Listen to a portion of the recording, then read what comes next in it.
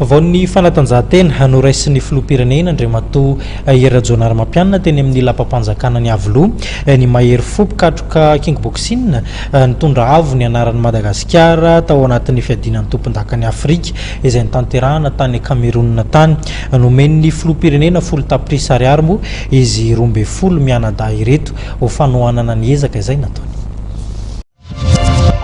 Medaly volamena enina sy volafotsy roa ary alimo efatra no azon'ny Madagasikara nandritra ny fiadinan'ny tompon-dakany Afrika izay natao tany Cameroun ny 13 aprily ka hatramin'ny 18 aprily lasa teo. Alina no tafaverina tanindrazana ny delegasionna malagasy.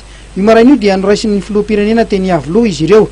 Nakasitraka ny dingana vitan'ny mpiatroka malagasy ny filoham-pirenena Erajonar Mampianina nanolotra vola 10 tapitrisa ariary ho azy ireo ho fankasitrahana ny zava-bitany.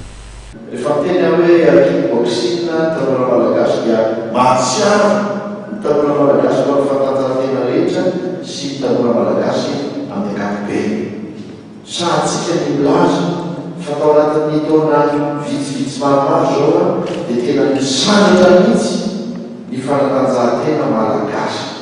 Tsy sasany isika isaka ny mifaninana ny velana ny mitondra medaily.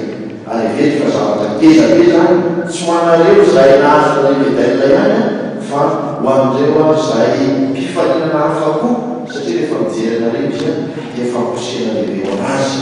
Nambaran'Andriamatoa Mandreny be Andrianome filohan'ny federasiona fa manomboka izao dia mandray karama toy ny mpiatroka maty-anina ireo nahazo medaly volamena ary ho fanampiana ireo mpiatroka dia ny federasiona ihany koa no iantoka ny trano fininan'izy ireo. Ny eritreretin'ny federation atao aloha ny politika ny kickboxing dia tsotra ny mamen'ny région rombropolo zany tena tanjana anay dia ny école ary latsaitsika kehitriny zany efa manana eo natao natramina présidentenaka zany dia efa natafajoro ligue efatra zany zahay ary ny école efa misy zany ny école any Tuliara eto a Fianaratsoa efa misy centre anankitelo zao ny école. Ireto avy izy ireo: medaly volamena latsaky ny 20 kilao Faratina, latsaky ny 20 kilao Jean de Dieu na Ivaza, latsaky ny 4 kilao Lavakely, latsaky ny 7 kilao Itahiry, Fahendrena Jimmy ary medaly volafotsy kosa Irojy Lalaina sy Larissa, medaly alimo kosa Miora, Itafita, Figo ary Alain.